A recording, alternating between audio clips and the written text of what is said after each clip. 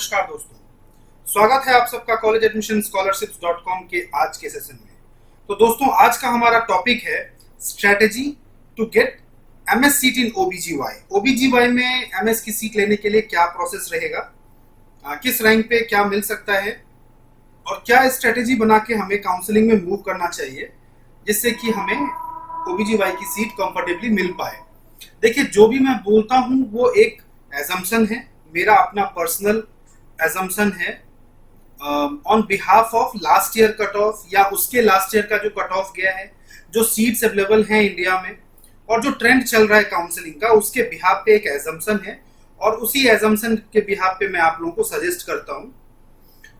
तो स्टार्ट करते हैं गवर्नमेंट कॉलेज से। गवर्नमेंट कॉलेज में एमएस से स्टार्ट करते हैं। तो एमएस के लिए अगर हम बात करें ऑल इंडिया कोटा की, क्योंकि स्टेट कोटा में तो हर स्टेट का डिफरेंट है, बट अगर हम बात करें ऑल इंडिया कोटा की, तो ऑल इंडिया कोटा में जनरल के लिए जो कट ऑफ नॉर्मली जिस पे हम ट्रस्ट कर सकते हैं कि सेकेंड राउंड के कट ऑफ पे हम ट्रस्ट कर सकते हैं, मॉपअप में कुछ भी हो सकता है, बिकॉज ऑल इंडिया का मॉपअप लास्ट ईयर से ही स्टार्ट हुआ है, तो हमारे पास ज्यादा उसका कुछ हिस्ट्री भी नहीं है कि उस पर हम रिलाई करके आगे बढ़े। सो सेकेंड राउंड में 7,000 8,000 रैंक तक जो लास्ट सीट है, वो 7-8 हजार रैंक तक आप थोड़ा कंफर्टेबल हो सकते हैं कि सेकेंड राउंड में आपको सीट मिल जाए। लास्ट ईयर के कंपैरिजन में इस बार सेकेंड राउंड का कट ऑफ थोड़ा डाउन जाने की पॉसिबिलिटी है, मतलब 9-9,500 रैंक तक, 10,000 रैंक तक भी सीट मिलने की पॉसिबिलिटी है। द रीजन बीइंग, पहला कारण ये है कि सीट्स थोड़ी बहुत इंक्रीज हो रही हैं।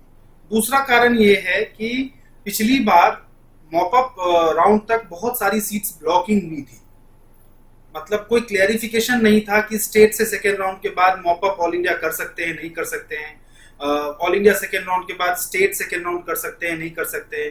बट अब क्या है, बिल्कुल क्लैरिटी है। इस बार जो काउंसलिंग होगी उसमें ब्लॉकिंग ना के बराबर होगी। जब ना के बराबर ब्लॉकिंग होगी तो क्योंकि क्लियर है कि अगर आपने ऑल इंडिया सेकेंड राउंड में सीट उठा लिया है तो आप स्टेट के सेकेंड राउंड में सीट नहीं उठा सकते हैं।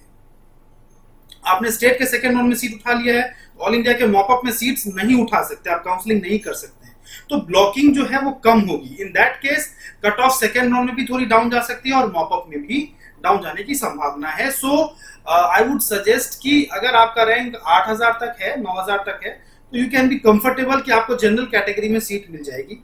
ईडब्ल्यूएस है तो 12-13,000 रैंक तक आप कंफर्टेबल रह सकते हैं। 12,000 रैंक, 11,500 रैंक तक आपको सीट आराम से मिल जाएगी। जो लास्ट के रैंक को सीट मिलता है वो डेफिनेटली ये तो तय है कि बहुत टॉप का कॉलेज उसे नहीं मिलेगा, उसे लास्ट का कॉलेज मिलेगा, जहां बॉन्ड ज्यादा है वो कॉलेज मिलेगा। जैसे आसाम है या वेस्ट बंगाल है, ऐसी जगह पे, तमिलनाडु पे सीट मिलने की पॉसिबिलिटी होगी, झारखंड में सीट मिल सकती है, तो इन सब स्टेट्स में सीट मिलने की पॉसिबिलिटी आपको होगी। ओबीसी कैटेगरी और जनरल में ज्यादा फर्क होता नहीं है, उसमें भी 8,000, 7,500, 8,000 के आसपास ही कट ऑफ जाता है, तो उसमें कोई बहुत ज्यादा फर्क नहीं रहता। अगर मैं बात करूं अब एससी की, तो एससी कैटेगरी वाले स्टूडेंट्स को 30,000, 35,000, इवन 40-45,000 तक भी अगर आपका रैंक है तो आपको कोशिश करनी चाहिए काउंसलिंग में सीट मिलने की प्रोबेबिलिटी है। 30,000 से नीचे नीचे रैंक है तो आप कंफर्टेबल हैं, आपको सीट मिल जाएगा एससी कैटेगरी में एमएस ओबीजी। अगर बात करें प्राइवेट की, तो प्राइवेट में अगर हम बात करते हैं कि किसी का रैंक अगर 20,000 है ऑल इंडिया रैंक, तो 20,000 रैंक पे डीएनबी ऑप्शन गाइने मिल सकता है। डेफिनेटली टॉप का इंस्टीट्यूट नहीं मिलेगा, बट ओबीजीवाई में पेशेंट हर जगह ही होता है, और अगर आप थोड़ा सा लेबोरियस हो, थोड़ा आप मेहनत कर सकते हो, तो और बजट का इशू है आपके साथ, तो डीएनबी ओबीजीवाई कर लीजिए। 20,000 रैंक पे डीएनबी ओबीजीवाई आपको मिल जाएगा, 18,000 रैंक पे मिल जाएगा, 16,000 17,000 रैंक पे मिल जाएगा, या फिर आप वेट करिए till mop up, stray mop up round, तो आपको वहां पे 16-17,000 रैंक पे, 18,000 रैंक पे सीट मिल सकता है जनरल कैटेगरी में भी। सो अगर 20,000, 22,000, 24,000 रैंक है तो आप डीएनबी ओबीजीवाई ले सकते हैं। अगर बजट का इशू है तो 3 साल के बदले 4 साल में भी अगर डीएनबी कंप्लीट होता है, डीएनबी की फीस मात्र 1 लाख रुपए है, तो कोई प्रॉब्लम नहीं है। अगर आपने 1 साल एक्स्ट्रा पढ़ाई करके अगर आपने 60 लाख रुपए बचा लिए, 50 लाख रुपए बचा लिए, तो कोई इशू नहीं है इसमें। सो आई वुड सजेस्ट कि आप डीएनबी ओबीजीवाई लीजिए। अगर उससे भी ऊपर रैंक है आपका तो लो बजट ऑप्शंस हैं, कर्नाटका में ट्राई करिए, 11.5 लाख की फीस में आपको 30,000 रैंक तक, 32,000 रैंक तक सीट मिलने की पॉसिबिलिटी रहती है। मॉपअप में 35-40,000 तक भी सीट मिलने की पॉसिबिलिटी होती है। आंध्रा ट्राई करिए, 8.5 लाख की फीस है। हरियाणा में 2 नए कॉलेज आए हैं, 14 लाख की फीस है, उसको ट्राई कर सकते हैं। सो लो बजट ऑप्शंस आप ट्राई करिए, यहाँ पे आपको सीट मिलने की पॉसिबिलिटी है। तो 40,000 रैंक तक के जो स्टूडेंट्स हैं उनको लो बजट ऑप्शन ट्राई करना चाहिए और वहां पे उनको सीट मिलने की प्रोबेबिलिटी है।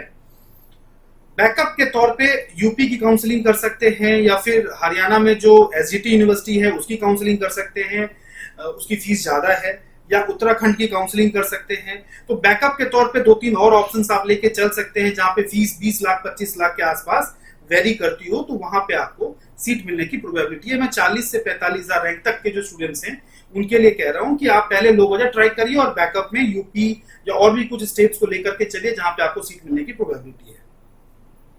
इससे अलग 40-45,000 रैंक से ऊपर अगर कोई है 50, 55, 60, तो यूपी ट्राई करिए। प्राइमरी आपका फोकस होना चाहिए यूपी, और यूपी के बाद जो है, बिकॉज यूपी में 40, 45, 50,000 रैंक पे सीट मिलता है।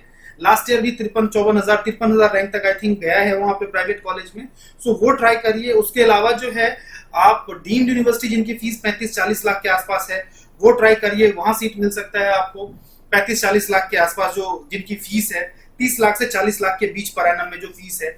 यूपी में जो माइनॉरिटी कॉलेजेस हैं जैसे तीर्थंकर महावीर यूनिवर्सिटी मुरादाबाद है, एफएच मेडिकल कॉलेज आगरा है, एरा है, तो ये जो माइनॉरिटी कॉलेजेस हैं उन माइनॉरिटी कॉलेजेस में आप ट्राई करिए। तो माइनॉरिटी कॉलेजेस में जो है आपको 45,000, 50,000, 55,000 रैंक पे सीट मिलने की पॉसिबिलिटी है।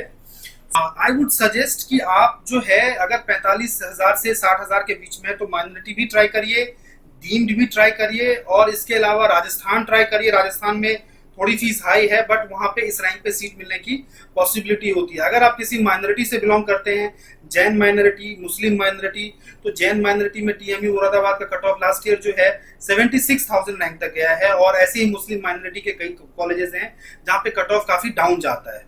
सो माइनॉरिटी कॉलेजेस का ध्यान रखिए, वहां ट्राई करिए।